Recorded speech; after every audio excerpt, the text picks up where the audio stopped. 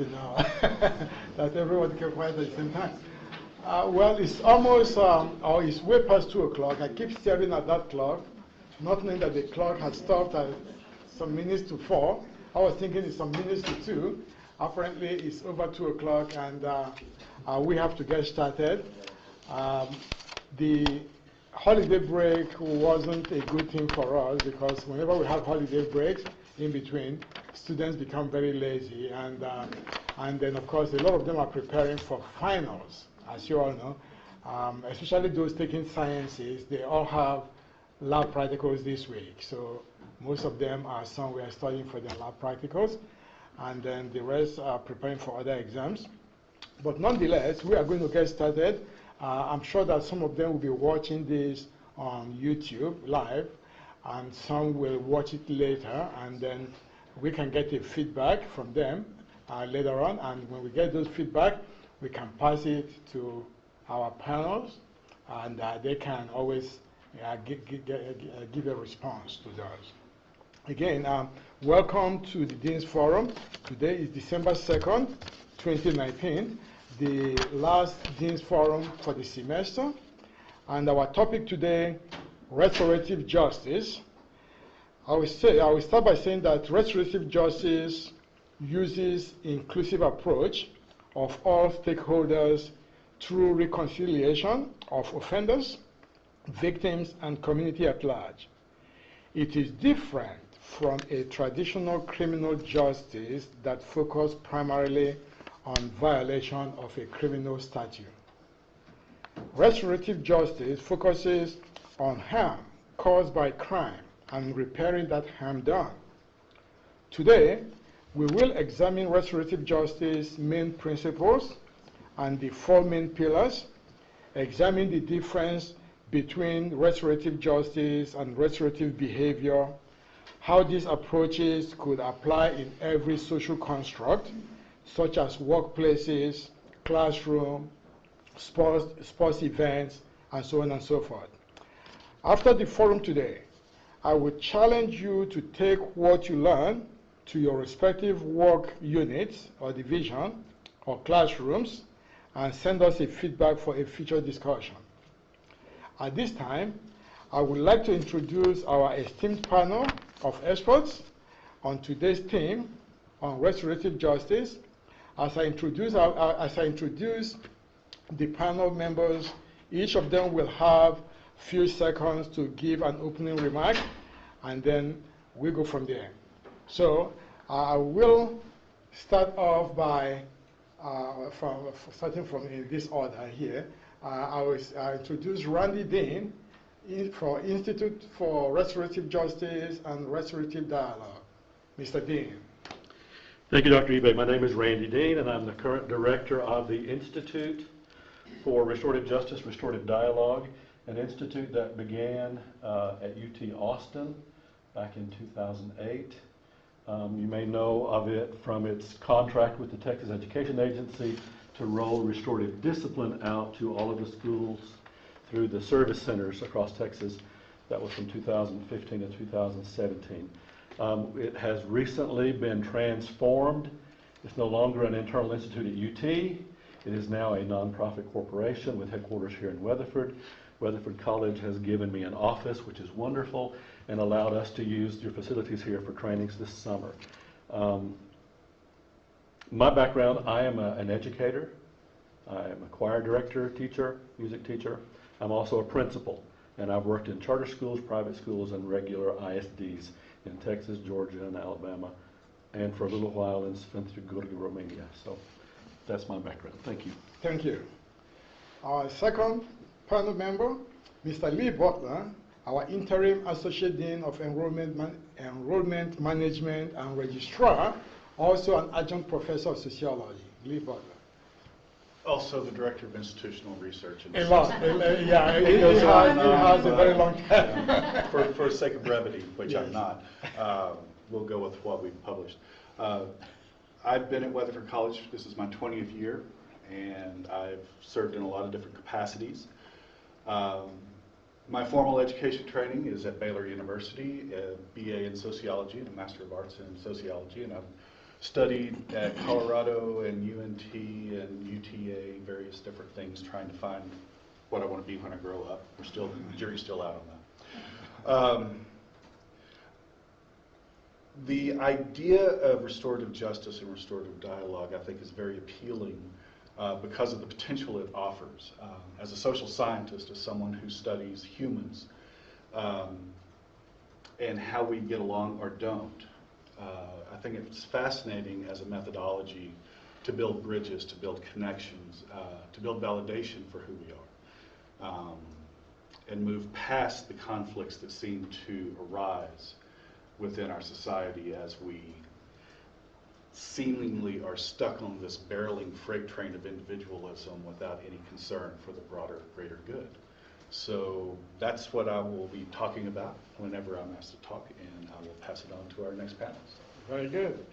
Our next panel member, Ms. Sharon Johnson. She is Professor and Coordinator of Criminal Justice. Sharon Johnson.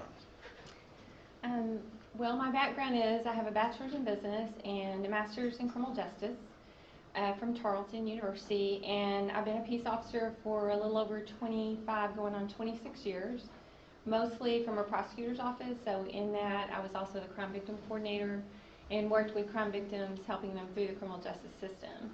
I taught at Tarleton before coming here. This is my 4th year to be at Weatherford. And as far as restorative justice for the criminal justice program, wasn't something that was taught when I first came into criminal justice. It was just about getting the story from the victims and then prosecuting the defendants. Whereas now we're more into victim-oriented policing and justice system. So we're looking at a crime occurred, so we're trying to figure out a way to correct that harm for the victim. And so that's where the criminal justice system is today.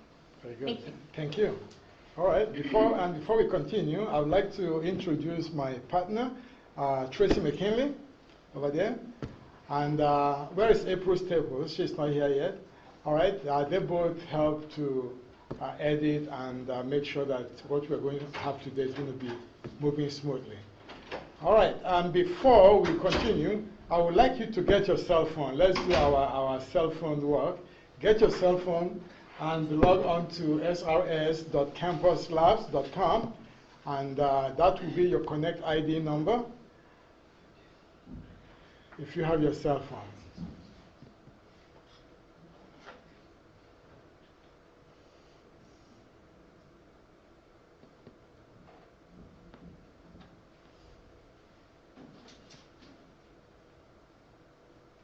I'm sure Crystal is in. She's always number 1. I think cell phones have created an evolutionary leap in humanity. They're no longer opposable phones, they're something else. That's awesome. Okay. All right, everyone in?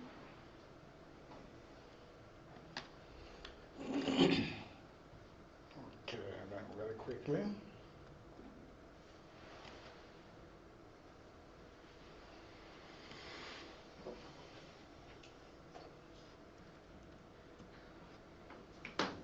All right. I would like you to answer the question, the very first question. What does restorative justice mean to you?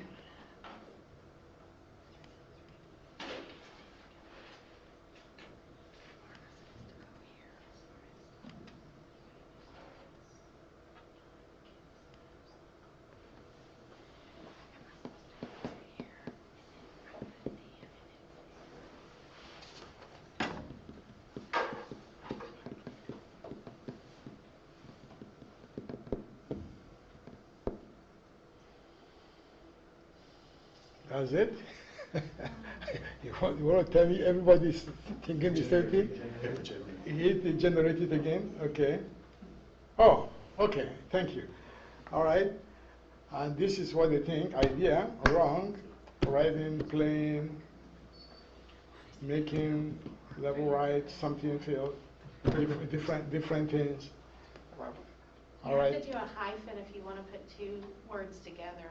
Yes. Just so you know. If you want to put 2 words together, hyphenate it. Yeah, sorry. Yeah, thank you, Michelle. You're welcome. All right. While that is going on, we're going to come back to that. Now let's go back to our discussion. Okay.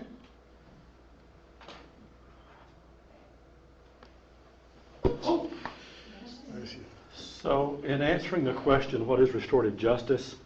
I like to talk about three things: restorative justice, restorative practices, and as we call it in Texas schools, restorative discipline. So restorative basically has two arms, two focuses. One of those is intervention, and that has to do with what do we do when behavior has occurred that has caused harm. So it is coming in after the fact with intervention. The other branch is preventative, and usually when we think of restorative justice, we think of the intervention, coming in when something has happened. Prevention is what we do ahead of time. In schools, unfortunately in Texas, we call it restorative discipline, and it encompasses both. So when you talk about restorative practices are a set of practices that help us to build connections and community. Restorative discipline in schools is both combined, which, as you can imagine, causes for some discomfort when I'm talking to principals who are accustomed to dealing with kids the old colonial way, you know, the dunce hat and the stool and the rod, because they feel like they're giving up something. But I'm going to deal right now with the intervention. Restorative justice is a theory of justice that emphasizes the repairing of harm caused by problem behavior. It's best accomplished through cooperative processes that include all stakeholders, and when it's implemented with fidelity, it has the potential to do some pretty amazing things. So what are the principles of restorative justice? First of all, when problem behavior occurs, criminal behavior or conflict, instead of looking at it as a violation of rules or laws, restorative looks at that behavior as a violation of people and a violation of relationships. So the first priority is to repair the harm or to heal the harm that has been done. The second is to restore relationships. In cases where there's not already a relationship, of course, then the focus becomes trying to build that relationship.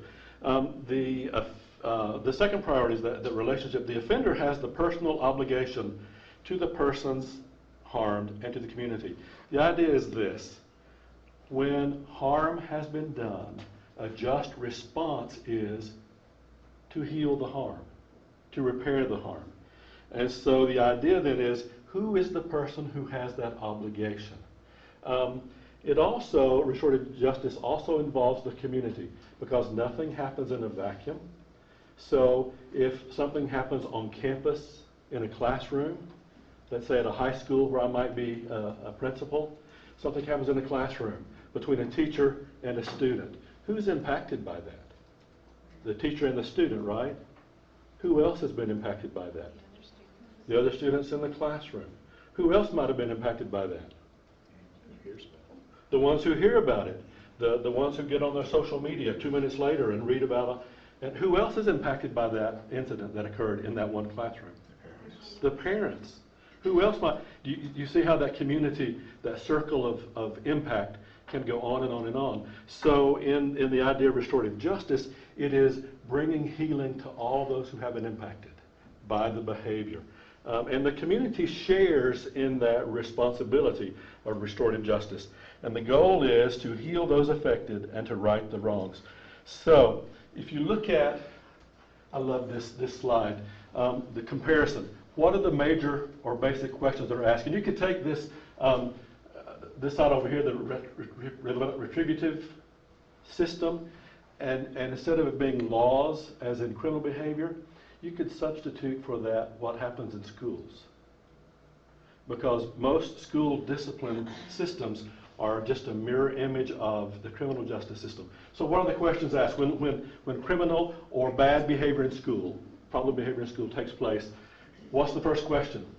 What law or rule was broken? Second question, who broke that law or that rule? Third question, what is the appropriate punishment? And then rehabilitation. In schools, we usually send them off somewhere And then when they come back, we see that look of surprise on the teacher's face of, he's coming back today? That's the rehabilitation. Restorative asks, who was harmed and how? Who is responsible for repairing the harm? What needs to be done to repair the harm? And how can the offender return to law-abiding life? In the case of the schools, how are we going to take that kid, if you're talking about out-of-school suspension, for those of us who are educators, by law, what's the maximum number of days a kid can be out of school suspended? 3. 3 in a row. On day 4, guess what? He's coming back. And he's going right back into that room where the behavior took place. Restorative says, how can we work this so that they come back together, kid, teacher, classroom, and continue in relationship, repairing the harm that's been done. The 4 pillars of restorative process: inclusion, encounter, making amends, and reintegration. Let's look at the idea of inclusion. So, restorative justice is typically more, not typically, it is more inclusive than traditional criminal justice processes. And this inclusivity is accomplished through inviting all affected parties to participate, expecting participants to look out for their own interest. What does that sound like to you? Expecting participants to look out for their own interest. To be defensive. Personal. You know what it really means in restorative practices? Let's say the 3 of us are having a circle and we're dealing with some harm. Let's say that I've been harmed. Whose perspective needs to be taken? Who is the one who's going to share my harms with the group?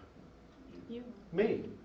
So it is, I know best how I was impacted, and I know best what my needs are. This is not selfishness, this is perspective.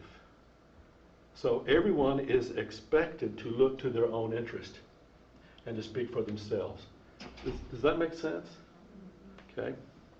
So what I say when I'm in circle, and we'll talk about circles a little bit later, when I tell my story, when I put my stuff in circle,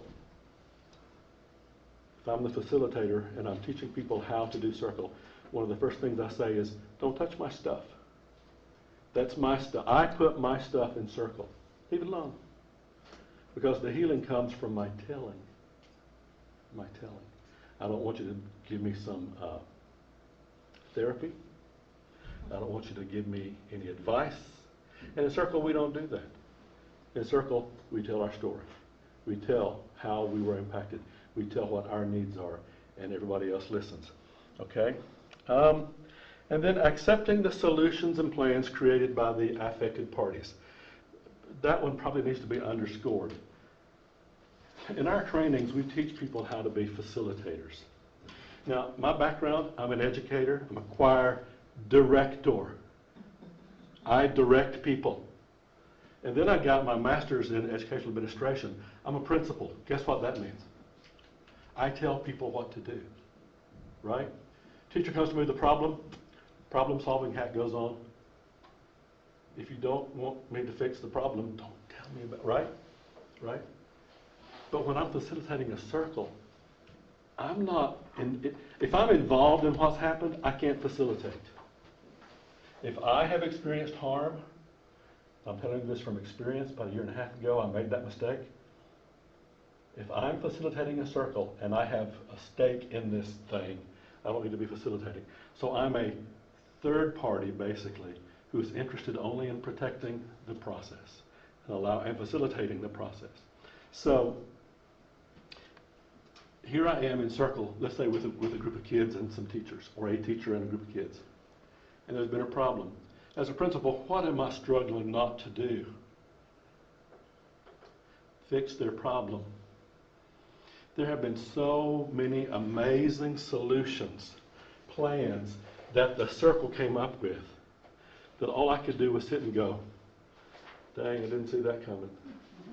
Okay.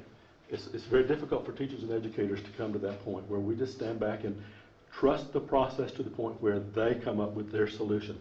Because they're the ones who were harmed, they're the ones who know their needs, and they know what needs to happen to meet those needs. Questions? Okay. So,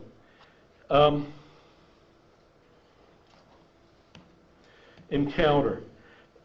This restorative justice works best when the involved parties can encounter one another. And that happens best when it's face-to-face. However, sometimes depending on the harm that's been done or the situation, face-to-face is not possible. So sometimes, or not advisable. So sometimes you have to go through different routes for that encounter to take place.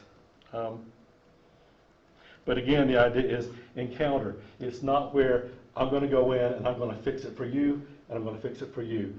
The people that are involved have to encounter one another somehow.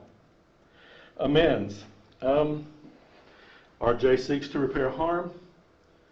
Whenever possible, repair should be done by the persons responsible.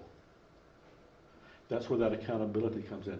It's not the victim's advocacy group that has a fund set aside that's going to, when at all possible, it is best when the one who caused the harm has an active role in the repairing of the harm. And also, restorative justice values effort at making amends. In dealing with kids, I often say, the last question we ask is, what ideas do you have for making things right? I've stopped asking that question. I've started asking instead, what ideas do you have for making things better? Because sometimes right is a bar too high, right? What ideas do you have for making things better? And sometimes, in the case of kids, or in the case of those who are guilty of criminal behavior, if you take a $10,000 vase and it gets dropped and broken, and you glue it back together, have you made it right? No. But hopefully you've made it better than it was when it was all those pieces all over the floor. What can you do, what ideas do you have for making things better? And so we value in restorative justice the offender's efforts to make things better. And there appear to be four elements or facets of the amends: apology, restitution, generosity, and changed behavior. I would like to point out here that depending on the situation, if we're talking about a DEVO situation, a defense-initiated victim outreach situation where the defense of the offender has actually reached out to the victim or the victim survivors to see if there's anything that they need. The goal in that, or in victim offender mediation dialogue, and both of those are covered by Texas law. It is not the goal for the offender to receive forgiveness from the victim. So forgiveness is not always part of the solution. Forgiveness is not always part of the solution.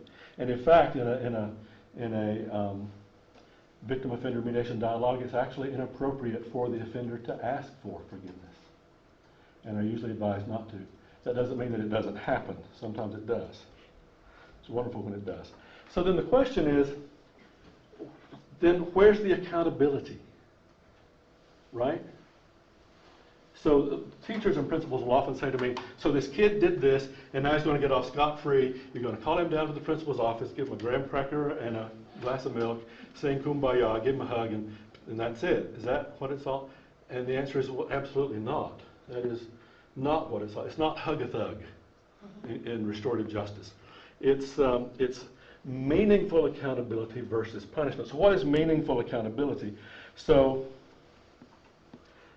meaningful accountability, the very first step in order to determine if a situation even can be put through a restorative process, the number one step is the offender has to take ownership of his or her behavior. The question is always, so what do you do if you got a kid who says, I didn't do that? I mean, you got him on video, you know what, and the kid's going, I didn't do that. So then how do you have a restorative process with that kid? And the answer is, you don't. Then what do? Hey, look, I came from a district where we paddled kids. In 2015, I paddled more kids. I know how to do the punishment part. You know what I'm saying? Not that I enjoyed doing it. Absolutely did not. It's one of the reasons why I got into restorative. But if the offender will not take ownership of their behavior, that situation is not suitable for a restorative process. you go the traditional route. Okay? Taking perspective. So acknowledgement is first, taking perspective is second. What does that mean? So as the offender, I've harmed 1, 2, 3, 4 people. So we're sitting in a circle, and you're sharing with me your harms. And I'm taking that perspective. You're telling me, I'm taking it. You're telling me your perspective, I'm taking it. It's the perspective of those who have been harmed. It's not me saying, well, here's how I think I hurt you. Okay. Making amends, making things right or better. Reintegration, moving forward in relationship and community. And there again, forgiveness may not be part of the situation, but here's the bottom line. Talking about teachers and kids. On day 4, that kid that's been away in school suspension or out of school suspension, what's going to happen on day 4? You're going to be dumped right back in the middle of that classroom. The same thing with offenders who are turned loose in the community. What happens if you don't repair or build some kind of relationship there? Okay. Before we go a little further, thank you. Before we go a little further, I have another question for you guys. Can you answer the second question? Retributive justice. What does retributive justice mean to you? I will pull up that information in a second. While you are answering that, I believe I have to ask you. Can you see the question? Can you see all my questions? No? You have to activate it. It's not showing up. Okay, hold on one second. Let me make sure you can see the question. Sorry. Now, can you see the question? Click start. Oh. I thought it starts permanently. All right.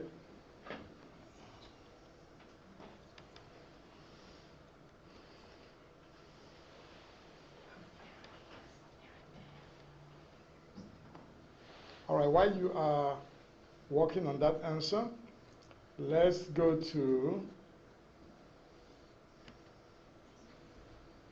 we're going to do a quick interactive, a little video here. This video is about 7 minutes long, I believe.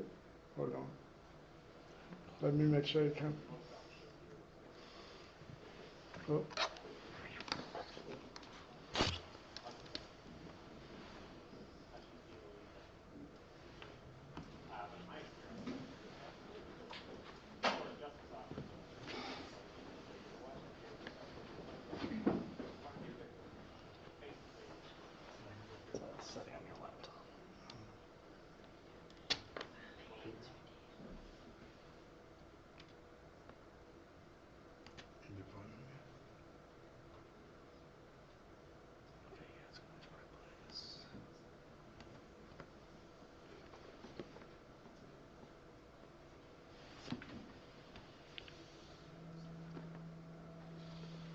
I think when most officers hear restorative justice, they think it's some sort of get-out-of-jail-free card. It's some sort of, I've heard the term hug-a-thug, as some sort of touchy-feely type of situation.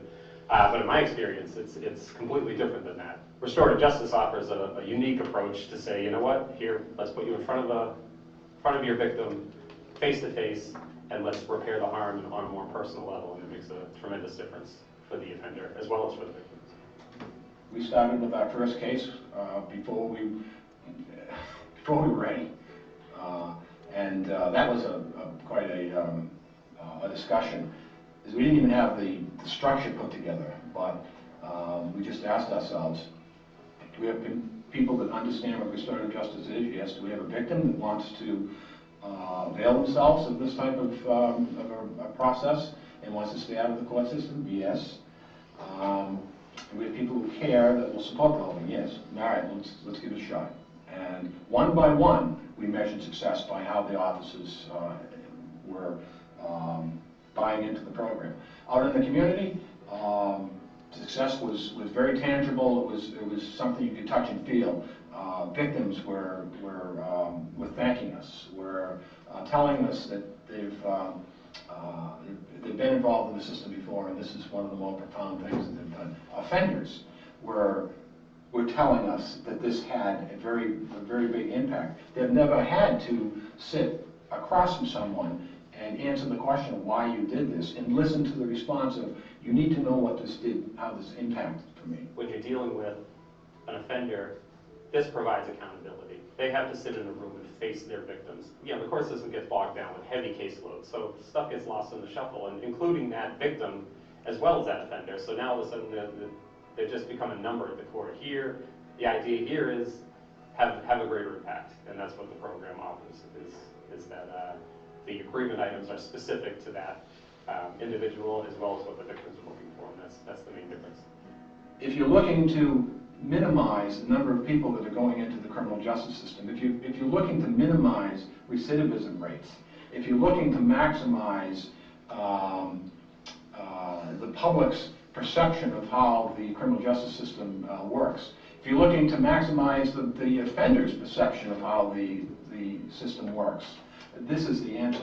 This is the most profound process I've been involved in my career. I'm telling you that it was the answer we were looking for, and I think it can be the answer that you're looking for also.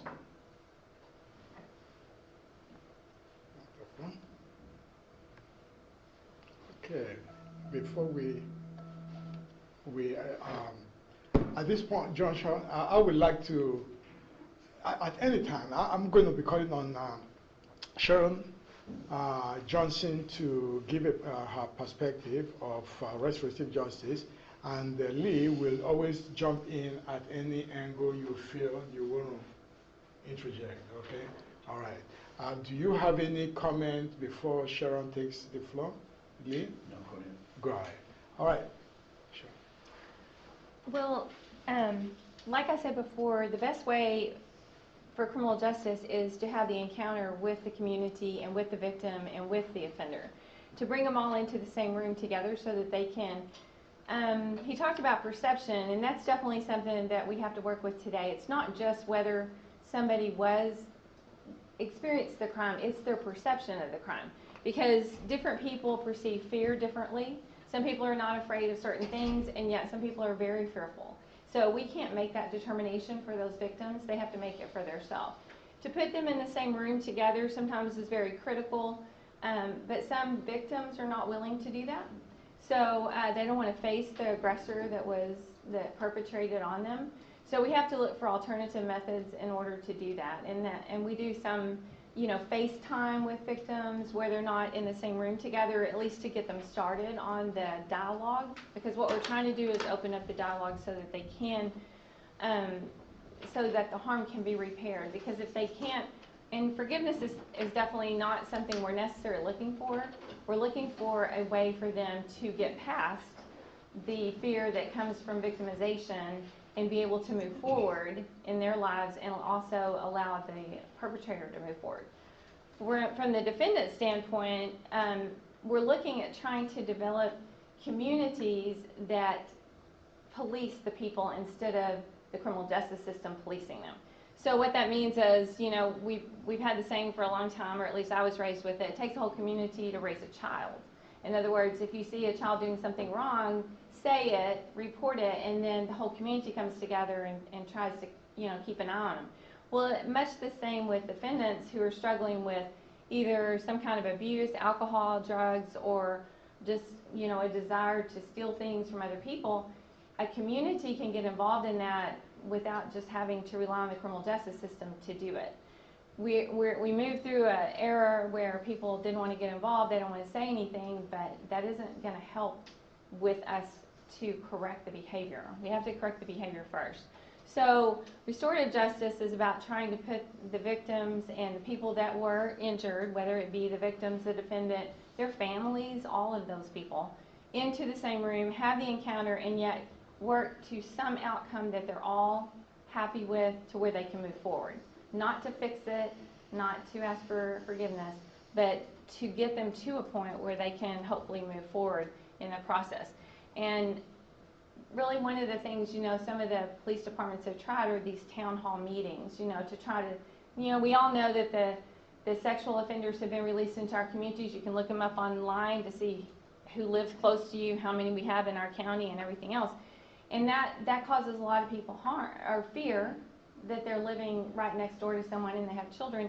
But some of the departments have tried the town hall meetings, and that's all good, and it'll work if everybody's truthful in what they're trying to do. In other words, if the police aren't coming and just doing the town hall to make it look like they're trying to appease the public, and the public actually comes and talks to the police to tell them what is their fear, what is their perception of what's going to happen here. And so it's really all based on communication, open and honest communication, and then trying to get people to where they can get past that harm that they felt, whether it's true harm or whether it's perceived harm. So. Go ahead, please. I would say that whether it's perception or true, it's still harm. It has the same effect. Sometimes the perceived, what we consider perceived, is a little bit more profound. One of the things that I hear in this process are some deep structural issues that we study in sociology about social bonds and social connections. And if we look historically, I think we can pinpoint somewhere in the late 1700s, the importance of the collective. I mean, we used to have historically common areas, common possessions. We had a sense that the community and the collective was so important that we need to dedicate resources for everyone's use in common. That has gone away. It started going away after the Middle Ages, and it's progressively disappeared now. The adaptation of humans to their environment has been very incredible. One of the things that has facilitated that is the social structure, is our capacity to group together, identify a goal or an outcome, work together towards that, and collectively reap the benefits. We've done that so well that as we enter the 21st century, and we're fairly well along the way, we're able to forget very easily that the social bond that allowed our ancestors to survive is still important in our lives. We just ignore it, and we think it's all about us. And social media helps facilitate that on a daily basis. It's all about me. I put my stuff up there. People see me. I have likes. I have all that kind of stuff. So whenever we talk about harm, or we talk about a transgression, something has damaged humans in a particular way. And when I say while they experience that individually, what has also happened is damage to the social bond, to the underlying social structure that supports everyone in what they do. And the process of restorative justice, while it is incredibly important to address the individual and their needs, it's equally important to reach through the individual and heal the social bond and the damage there that has happened there. Emile Durkheim, sociologist, one of the first, coined a term called anomie. Anomie is a state when people feel disconnected from the social order. They feel disconnected from community, from group. And they have no definition of self, because the word literally means without a name. So whenever we lose that connection to the collective, we lose our connection to who we are. This gives us a way back. This gives people a means of reconnecting with the social bond and the social structures that support what they do and who they are and who they might become. So as we move forward, I think restorative processes have a lot to offer, not just in the criminal justice system, but this college is embarked on a transformative process in a movement to a culture of caring. Well, to have a culture of caring, you have to have a culture. And a culture is carried by language. That's our DNA. We have to change how we talk to one another about where we are, and what we do. So the ideas here can facilitate that if we take them seriously and engage them with integrity. But it's a choice. It's a choice each individual has to make, and it's a choice that the institution has to make. So. Lee, while you're still on that, you're moving towards trust.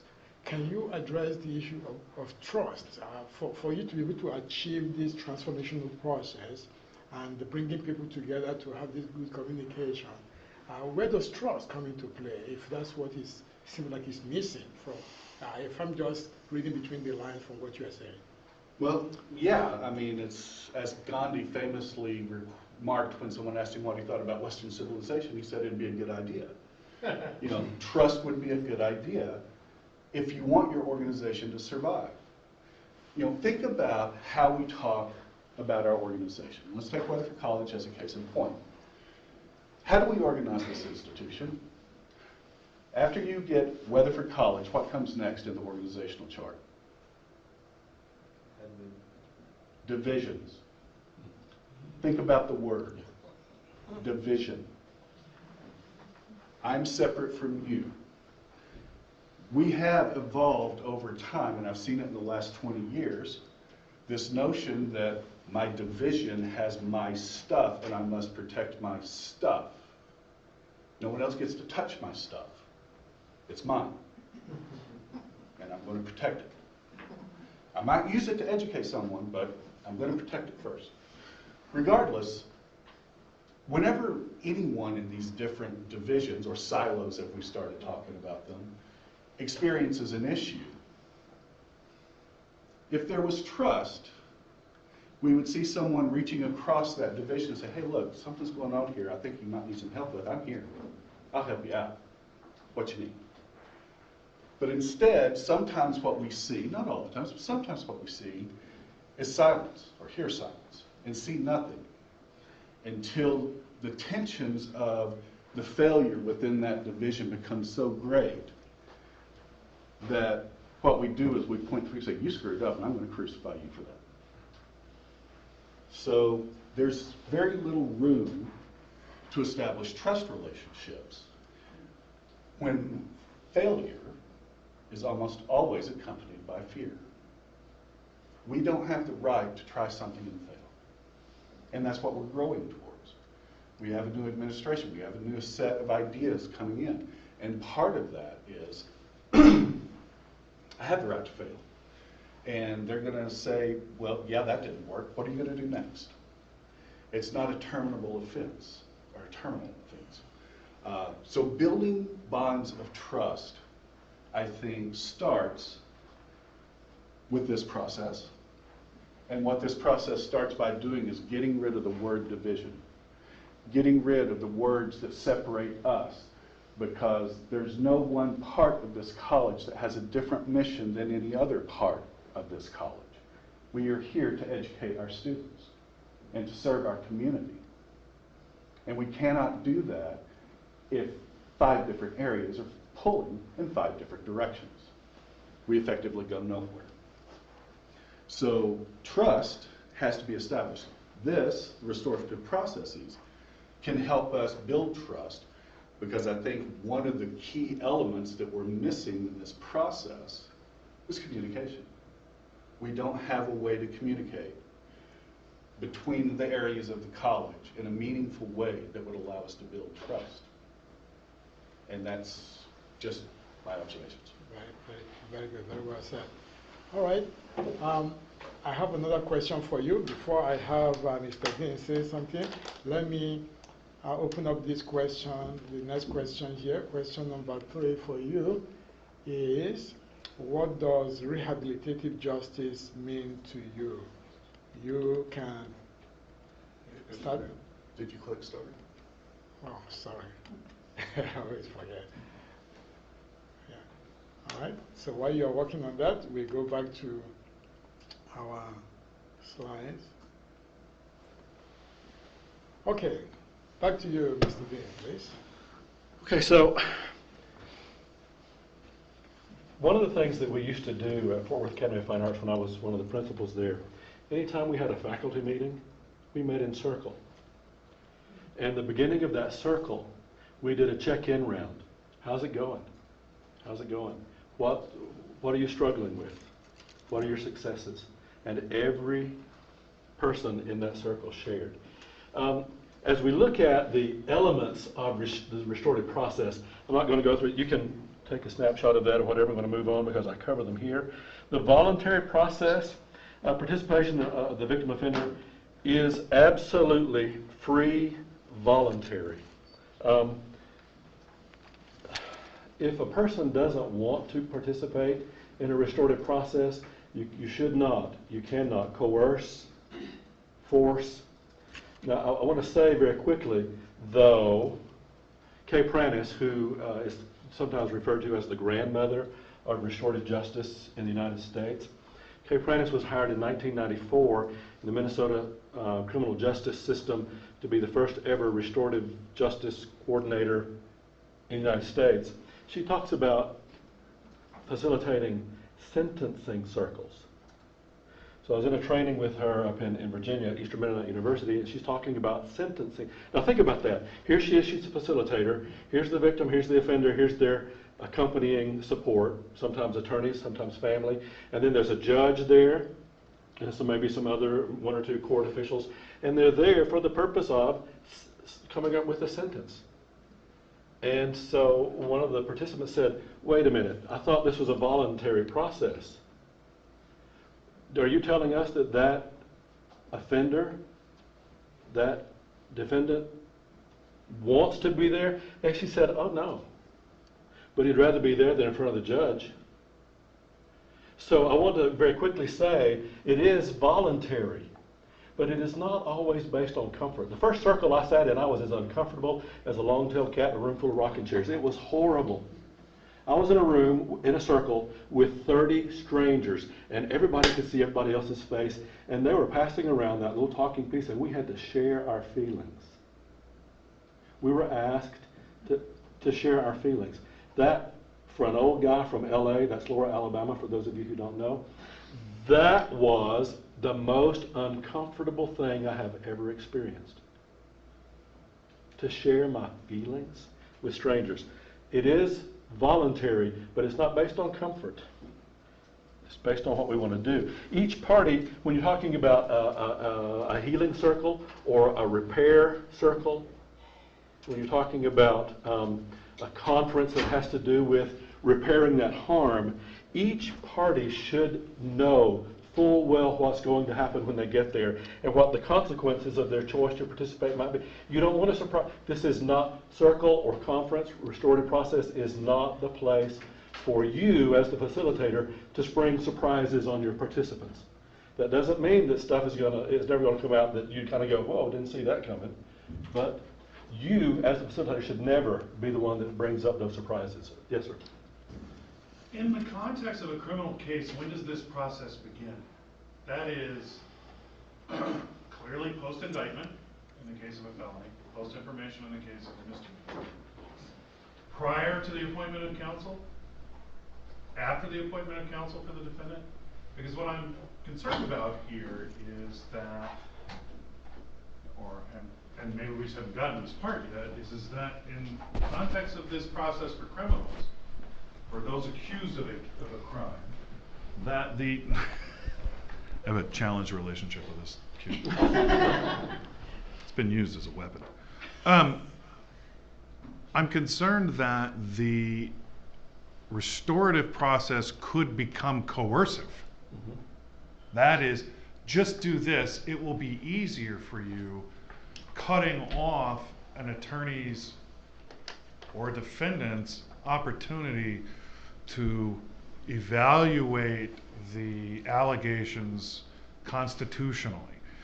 Your first instinct was to shift it away from what was the violation of the law to what harm was done, which sounded, I don't know, it just raised a flag. It made me concerned that if we're not going to worry about what the law is and just do you feel harmed, does the process have the potential for becoming coercive? Yeah. And I think we have to say fairly that law enforcement has a pretty mixed record on the use of coercive measures to get what they want. To answer your question, at what point? At any point. You can infuse a restorative process. It's like when I dealt with kids in the school system. I might not be able to stop the process of sending a kid away to DAEP, the Disciplinary Alternative Educational Placement or Program. I may not, because some of those offenses, the state dictates what we do with those kids. Does that mean that if a kid does something that the state says it's mandatory placement in a DAEP, that I go, well, you know, I'm not going to follow the law. If the law says you do this, you do this. But does that mean my hands are tied so that I can't then have a restorative process with that offender? I absolutely can.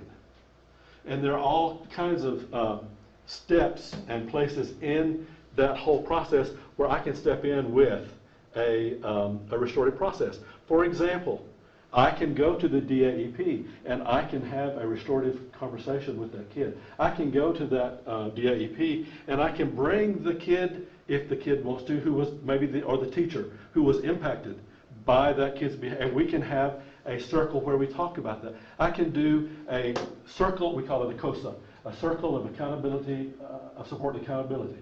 Circle of support and accountability, where this is what this kid is going to need when he or she comes back. Who's going to help with each one of these things? I can plug it in all the way. And I did not mean to say, and nor does restorative justice, that you ignore the law. What we're talking about here is, yeah, you follow the law, but the emphasis is not so much on what law has been broken. In restorative, you look at how are we going to repair this? But I guess what I'm saying is that it sounds like from the accused's point of view, this doesn't make sense until post-adjudication.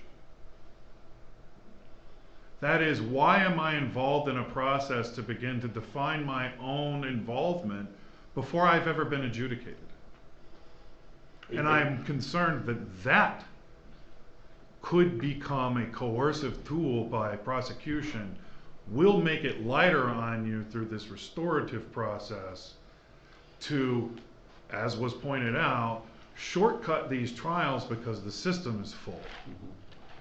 And so I'm assuming defendants are required through this process to waive a right to an appeal. So what happens if an actual innocence claims comes after a restorative process has occurred?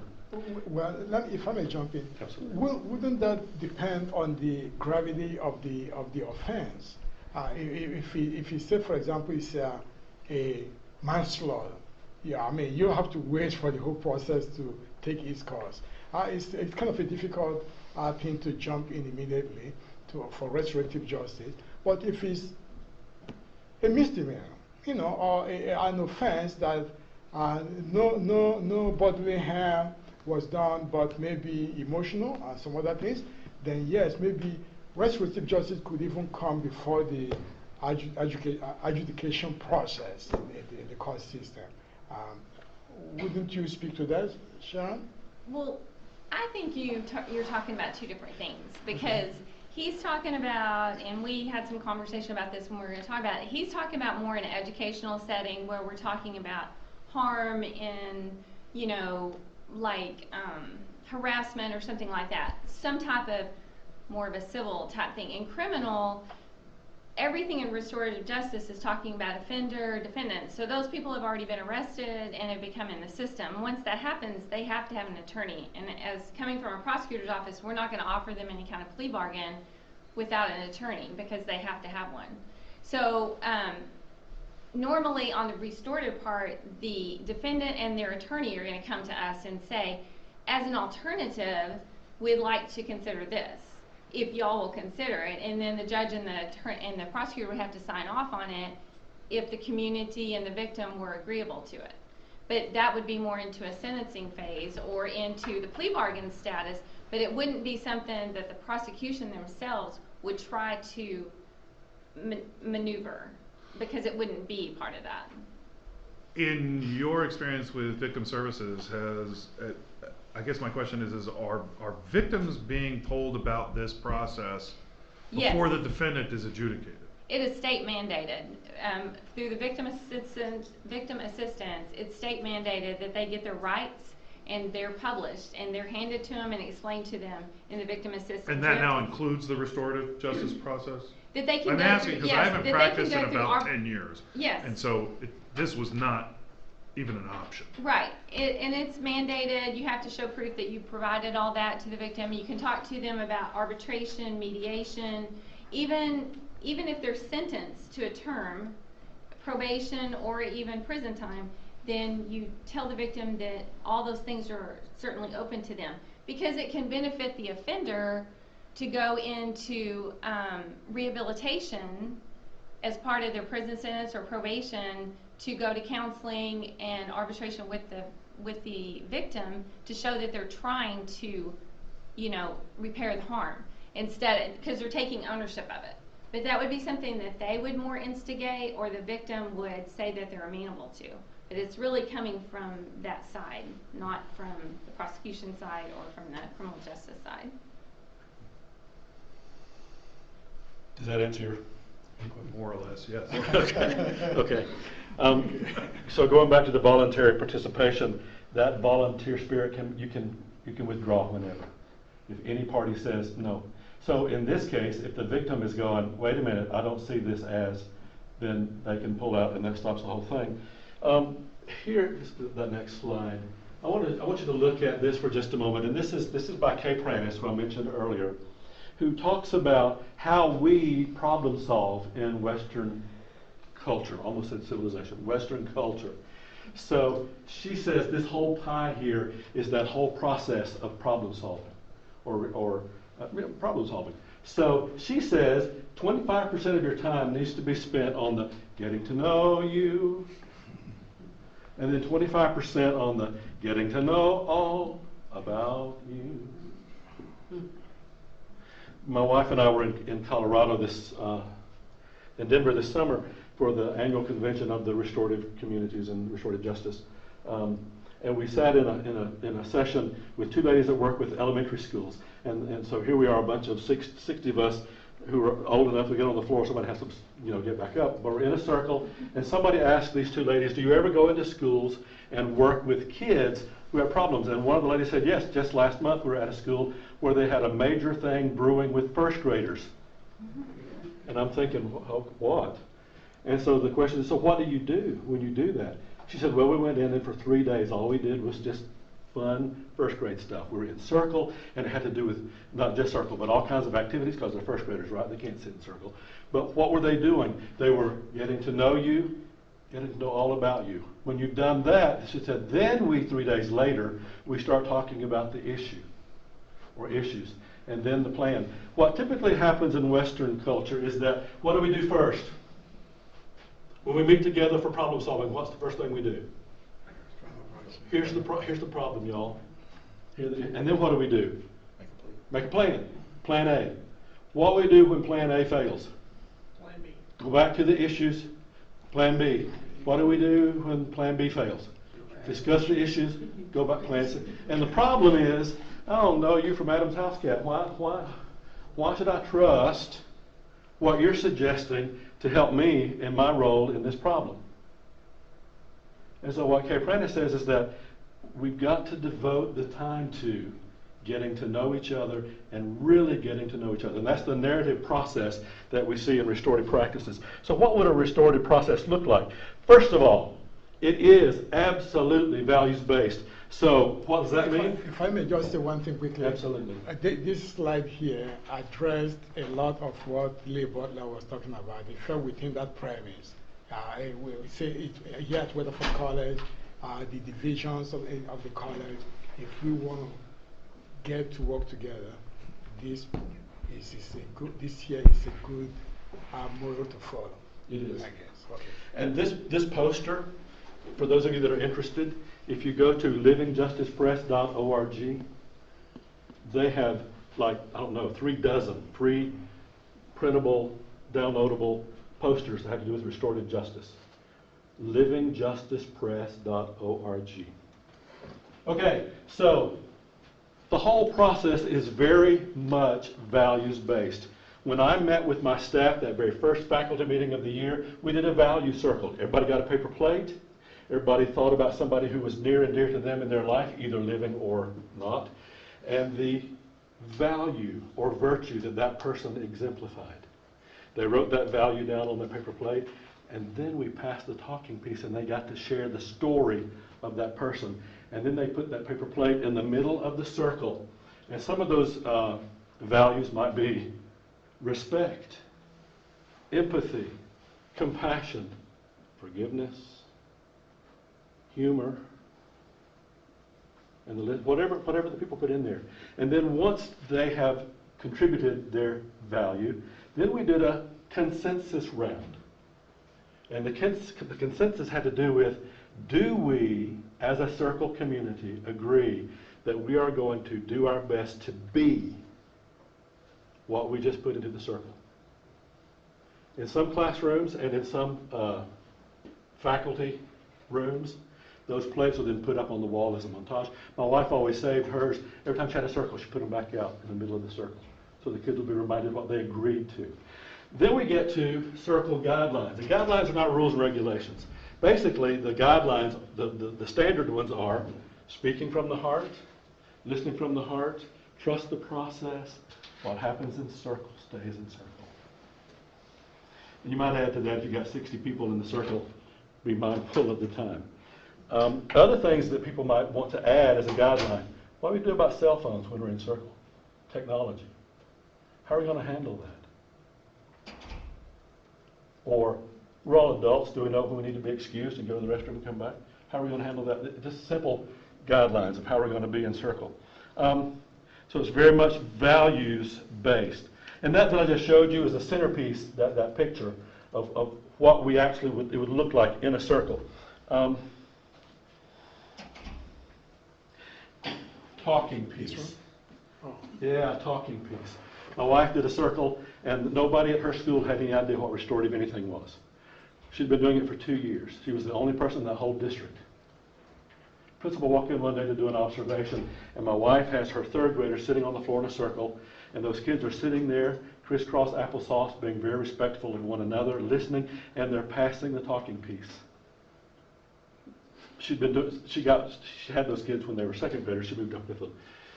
Principal came back there after this. She said, I don't have a clue what I just saw this morning. Never in all my years at this district, which is just north of here, have I seen third graders in this district sit so quietly and be so respectful and polite to each other. And every teacher needs one of those magic puppet things you were passing around. Mm-hmm. So what is the talking piece? The talking piece, as I tell the littles, is it's an incredibly powerful thing. It empowers the one who is holding it to speak from the heart, knowing that he or she's not going to be interrupted, not going to be judged, just to speak what they want, speaking from the heart. But it also empowers everybody who is not holding it to listen from the heart, without passing judgment, without thinking about, oh, good lands, what am I going to say when the talking piece gets to me? But just listening. And think about kids and taking turns and the value. Think about faculty members and taking turns and having civil conversation and listening without passing judgment. I'm saying that as a principle. Consensus and agreements. What is consensus? In restorative practices, we say that's what I can live with. Do I always get what I want? No, but I can live with that.